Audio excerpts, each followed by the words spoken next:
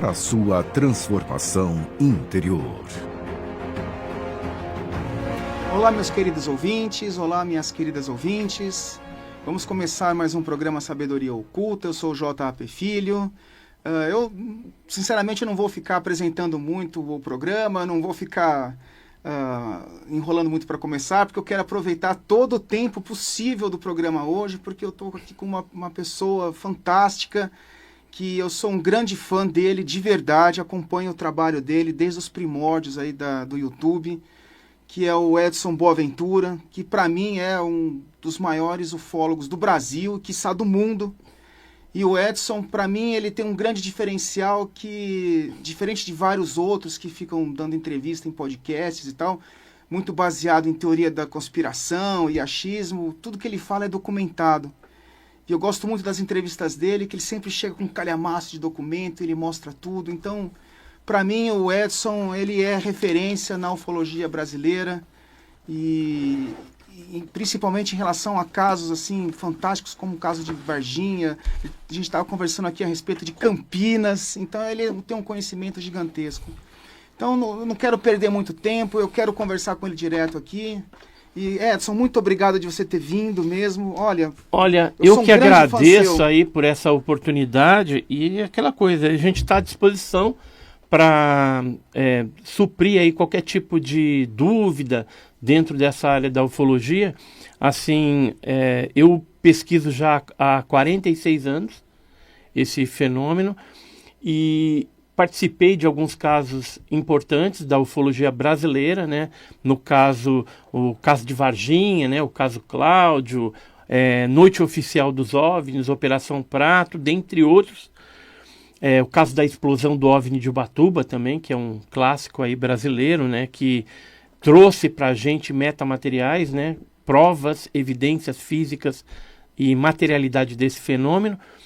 E hoje a gente está pesquisando mais o caso Cláudio, né, mas não deixamos de investigar o caso Varginha, que voltou à tona aí com tudo, fez 30 anos agora em janeiro de 2026, e tanto é que eu estou até escrevendo um segundo livro, né, tem um livro chamado ETs de Varginha, Montando o Quebra-Cabeça, e em breve aí devo lançar um outro, que é o volume 2, vai ser ETs de Varginha, a história continua, onde a gente traz mais detalhes inéditos desse caso polêmico, diria assim, porque o caso Varginha ele é mais baseado em depoimentos, né, em relatos de cerca de 150 testemunhas que participaram direto e indiretamente do caso, tanto civis como militares, né?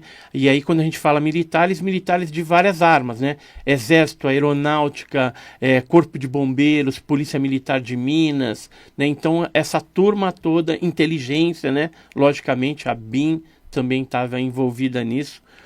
E assim, esse caso, ele ficou conhecido como um arquivo X, só que é um arquivo X real, baseado em relatos, porque a documentação desse caso, embora a gente já tenha tentado obter através da LAI, né, da Lei de Liberdade de Informação brasileira, é difícil porque eles dizem que não tem, que não existe, mas a gente sabe, segundo, né, depoimentos militares, que tudo foi classificado como alguns documentos mais rasos de secreto, e os documentos mais bambambam de ultra secreto. E aí esse tipo de classificação não foi liberado. E como houve um envolvimento norte-americano nesse caso de Varginha, houve assim um acobertamento muito forte. Né? Houve tentativa de suborno das testemunhas, né? Quiseram dar dinheiro para elas desmentirem um fato. Hoje a gente entende que possa existir algum pesquisador ou algumas pessoas envolvidas nesse caso que receberam dinheiro ou receberam algum tipo de favorecimento em troca de um sigilo ou de levar uma desinformação do caso de forma a tentar desconstruí-lo, né? Então, na atualidade, está um pé de guerra, esse caso Varginha, né? Mas, por exemplo, apesar do caso Varginha não ter assim uma documentação ainda disponível, não sei se algum dia a gente vai ter isso, mas a gente sabe de atas de reuniões que aconteceram em Campinas, onde participou o Zenildo Zoroastro de Lucena, que era na época o ministro do Exército, juntamente com 29 generais. E isso é histórico, foi publicado inclusive pelo Correio Popular, né, um jornal lá de Campinas. E ele colocou ali que estava tendo uma reunião porque o alto comando do Exército, ou seja, vou repetir, um ministro do Exército e mais 29 generais estavam ali para ver as instalações da Unicamp, onde teriam computadores, porque o Exército estava querendo informatizar as coisas lá. Quer dizer, precisa de 29 generais e mais um ministro do Exército para isso. Você pega um sargento aí com técnico em informática, ele faz o trabalho, verifica e depois municia, vamos dizer assim, a cúpula, caso seja necessário. E essa foi uma explicação do porquê que eles estavam reunidos naquela época, né, do caso do ET de Varginha, em Campinas. E isso foi histórico pelo seguinte, porque nunca antes na história do Exército Brasileiro o alto comando tinha se reunido fora de uma capital. Geralmente as reuniões de alta cúpula eram em capitais. Então, Brasília, São Paulo, Rio de Janeiro, enfim. Agora, Campinas, o que tem a ver? E aí depois o Zenildo foi abordado por um jornalista do jornal, lá local de Campinas, porque nós, como ufólogos, né, conhecíamos ali os jornalistas e tudo mais, a gente pediu para que eles fossem em cima para ver o que estavam fazendo. E aí o negócio ficou meio complicado, e além dessa explicação esdrúxula de que eles estavam lá para ver a parte de computadores, porque eles estavam tensionavam informatizar o Exército, eles disseram que iriam numa base militar do Exército que tinha recebido umas viaturas Leopardo, que eram novas ali. Sim. Então todo mundo ia lá ver como é que era, tal. Embora alguns militares que eu conversei posteriormente, da alta cúpula, inclusive tive na casa de um general, ele disse que foi maior briga, porque alguns ainda conseguiram ver a criatura lá em Varginha e outros não, né? E o que foi dito é que todos veriam. E aí ficou aquela briga, né? Alguns foram privilegiados, alguns generais viram, outros não. E falando disso de eu ter estado na casa de um militar, de um alta patente, nessa ocasião, que foi o ano passado, eu entreguei um livro meu autografado para esse alta patente do Exército, e ao manusear o livro, ver a dedicatória que eu tinha colocado no livro para ele, ele pegou a capa, e quando ele viu a capa do livro, que ele viu a criatura na capa, que é essa daqui, mostra pro pessoal ali. Ó, essa capa aqui com a criatura, ele simplesmente, esse alta patente do Exército, falou assim: nossa, o desenhista acertou em cheio, hein, na criatura. Cara. Ele falou isso. Para mim, não precisava falar mais nada, né? Ou, de fato, ele viu também a criatura, ou viu algum vídeo, alguma coisa, para ser tão assertivo, né? Fala assim: nossa, a capa do seu livro, o desenhista acertou em cheio na criatura. Ô Edson, assim, antes de começar o programa, a gente estava conversando duas coisas assim que eu queria que você compartilhasse com o pessoal. Uhum. Porque assim, é algo fantástico, assim, que eu não sabia. E quando você falou, eu falei, meu Deus, que legal. Primeiro, você falou que Campinas era a área 51 do Brasil. E segundo, aliás, três coisas. Primeiro, Campinas como a área 51 do Brasil. Segundo, o que o Badam Palhares falou há pouco tempo atrás. Ele deu uma declaração há pouco tempo atrás, a gente estava conversando isso agora há pouco. E segundo, que no caso de Varginha, havia mais de um tipo de criatura, que desses tipos, algumas foram capturadas e outras não. Então, assim, dá um overview pessoal, porque eu achei isso fantástico, cara. Vamos lá, então, vamos por partes. O caso Varginha, ele teve aí 3 tipologias que apareceram no caso, né, que invadiram, vamos dizer, o sul de Minas Gerais naquela época. Então tinha aquele marrom de olho vermelho, tinha um peludo, todo peludo, com olho vermelho, aqueles calombinhos, né, só que era peludo. A gente até brincava na época, falava que era a tipologia Tony Ramos, né? Na época a gente brincava entre nós, né, pesquisadores do grupo do 7. E tinha também o Grey, que é aquele cinzento de olho preto. Era o que a gente sabia. Agora, que foram capturados somente o marrom de olho vermelho e os peludos de olhos vermelhos. Então aquela coisa do exército que foi capturado, era um aleijado que estava ali, que era um aleijadinho, é bobagem isso. Então. Nada, totalmente. Inclusive, a gente ficou boquiaberto ao ver um documentário recente de uma emissora de TV aí, que simplesmente fez algo tendencioso, voltado para desconstruir o caso Varginha, e um dos pesquisadores principais do caso, que era o doutor Ubirajara Franco Rodrigues, veio com um discurso totalmente assim descabido, falando que a criatura que as meninas viram no terreno baldio naquela época era o Mudinho, né? Que era o Luiz. Era um rapaz que às vezes ele fica agachado, pega a bituca de cigarro no chão. Então ele falou que era isso. Só que assim, as meninas conhecem o Mudinho e estavam a 3 metros da criatura. Ou seja, com 3 metros você vê se é o Mudinho ou não. Ou se é alguma coisa diferente. E aí eu vou além disso. Eu entendo que o Birajara Franco Rodrigues, que era o principal pesquisador, que agora virou a casaca, né, e vem com essa desinformação, provavelmente ele teve alguma motivação.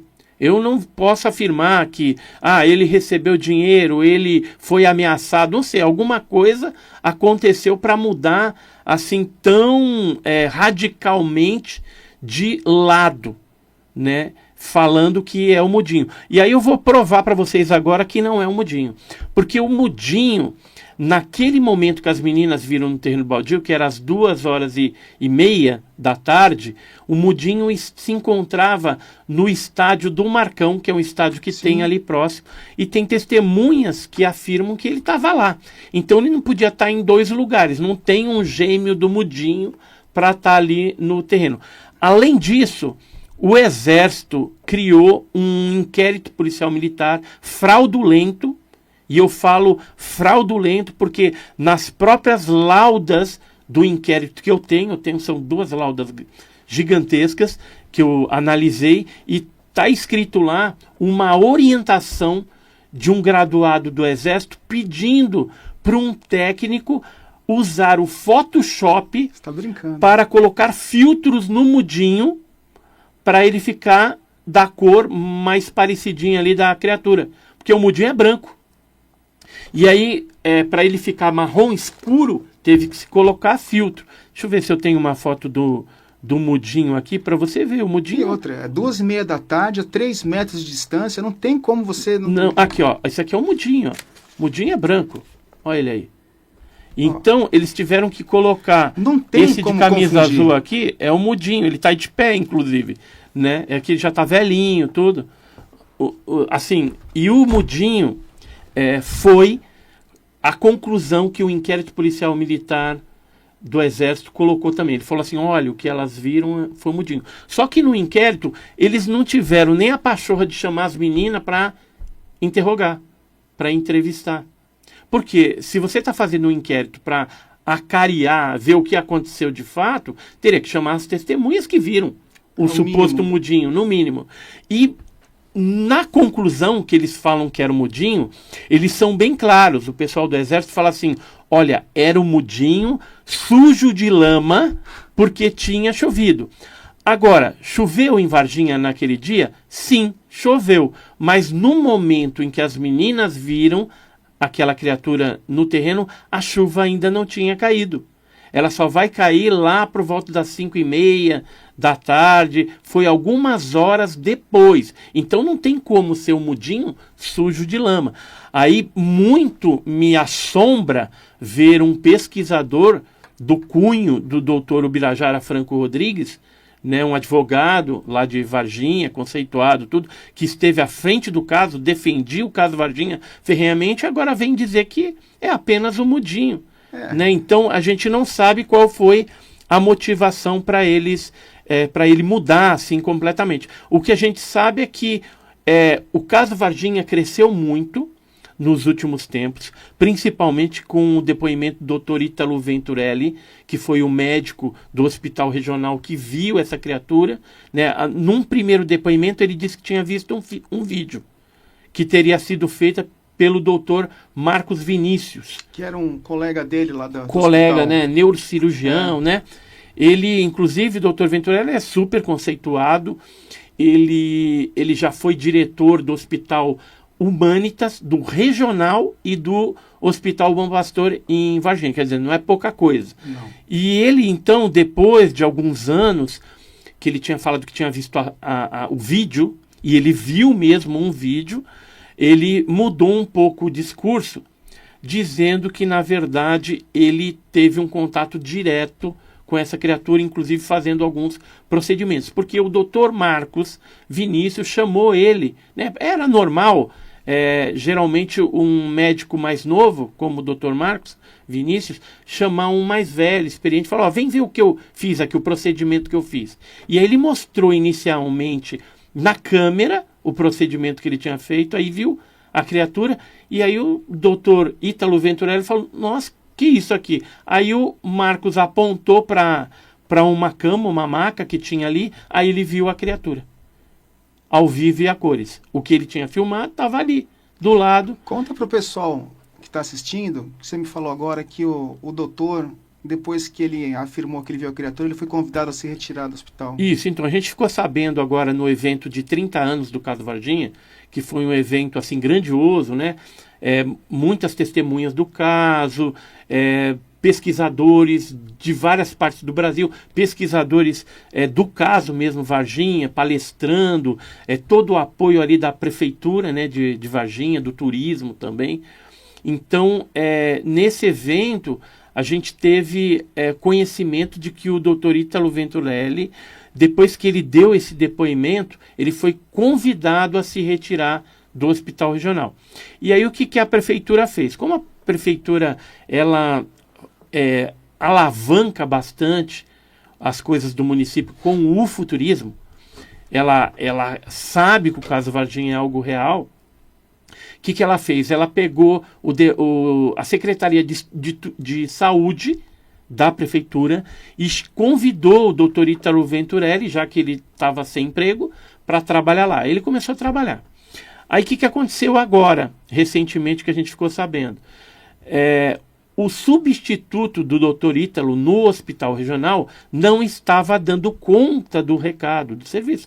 Mesmo porque o Dr. Ítalo já é um médico de mão cheia ali, né? Bastante experiente.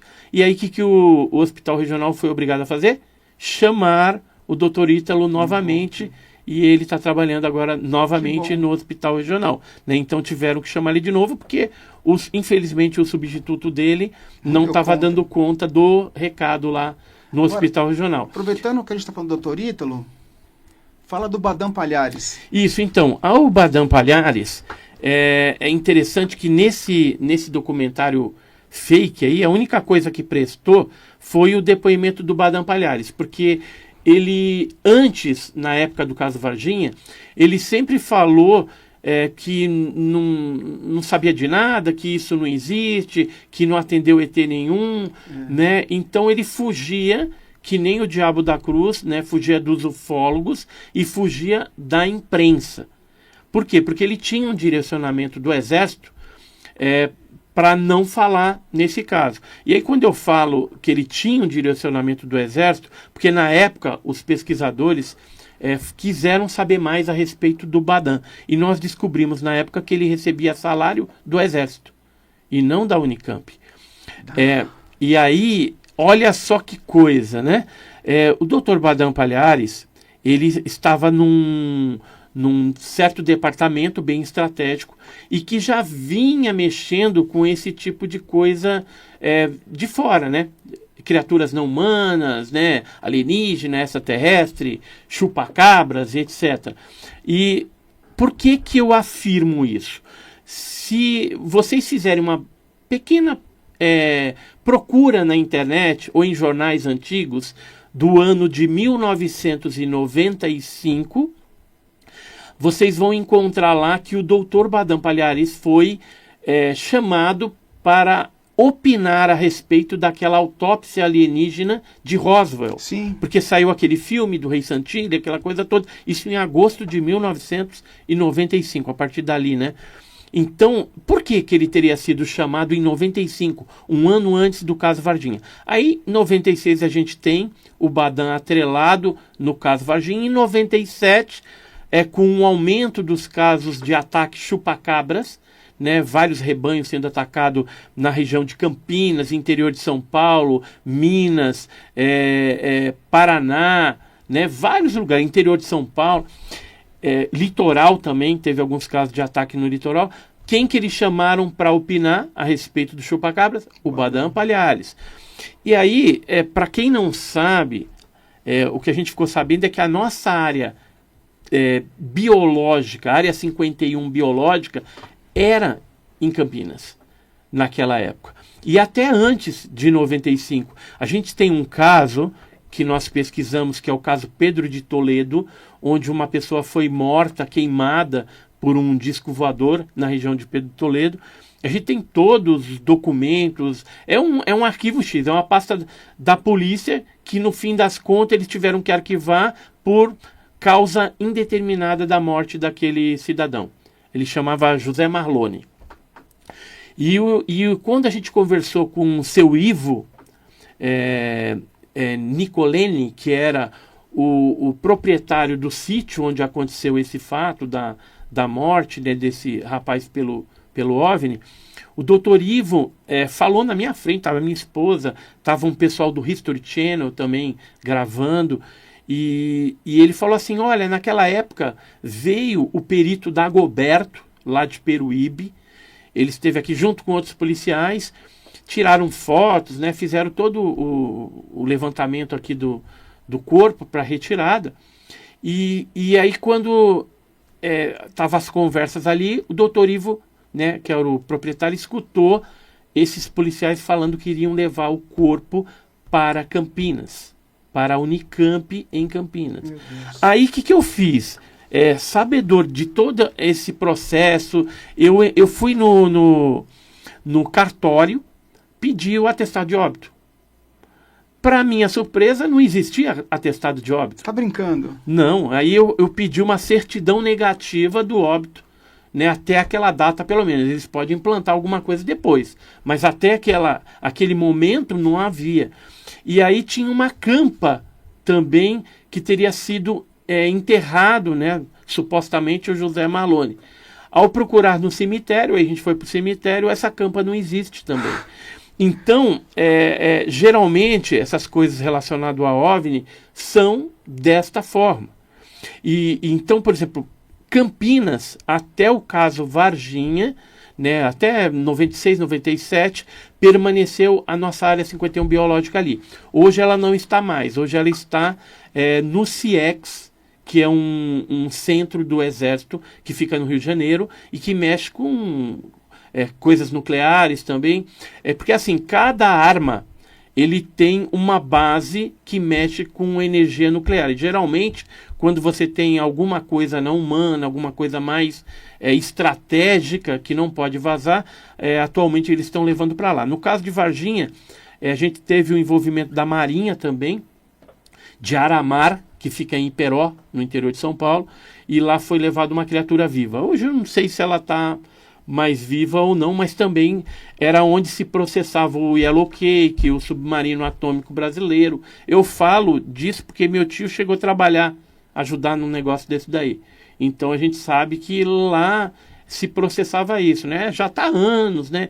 Esse negócio do submarino nuclear brasileiro, né? As pessoas que moram ali próximo a Aramar sabem do que eu estou falando, assim, que o negócio é bem fechado mesmo. Sim. E na aeronáutica, a gente tem São José dos Campos como uma área 51 tecnológica. Edson, assim, olha, inacreditável, tá? Inacreditável, assim, seria inacreditável se não viesse de você toda essa informação. Eu sei de toda a idoneidade que você tem. E assim, fantástico, fantástico. Uma pena que o nosso tempo acabou. Sério? Pra gente já, cara, só pra terminar, fala onde que o pessoal... Inclusive onde que a gente pode encontrar esse livro seu e dar o seu contato, Instagram, tudo, Olha, porque eu já vou sair daqui louco pra comprar o livro. Eu tenho uma loja, www.lojadoedsonboaventura.com.br. Tem um canal no YouTube também, canal Edson Boaventura, que é o antigo Enigmas e Mistérios, né? Sim, era fã. E tem mais de 1.300 vídeos lá para você se deliciar, né, com essa temática de OVNI, que é bem interessante. Assim, só para terminar, isso aqui é um documento, é um aerograma norte-americano liberado pelo FOIA e que cita, eu não estou falando da boca para fora, eu mostro. Aqui fala que um disco voador ele caiu entre Paraná e Santa Catarina, foi pego pela aeronáutica, levado para o CNAE em São José dos Campos e de lá ele foi para a NASA. Aqui, ó, NASA, tá vendo? Aqui. Tá Pessoal, aí o documento. Mostrando o documento aqui, eu me despeço a todos. Muito obrigado. Edson, vamos marcar programa de 1 hora, cara. Vamos. Muito vamos obrigado. Sim. E, ó, ao invés de falar que Deus abençoe a todos, eu vou falar a verdade está lá fora. Muito obrigado, isso aí. gente. Até logo. Valeu. Tchau, tchau. Você acabou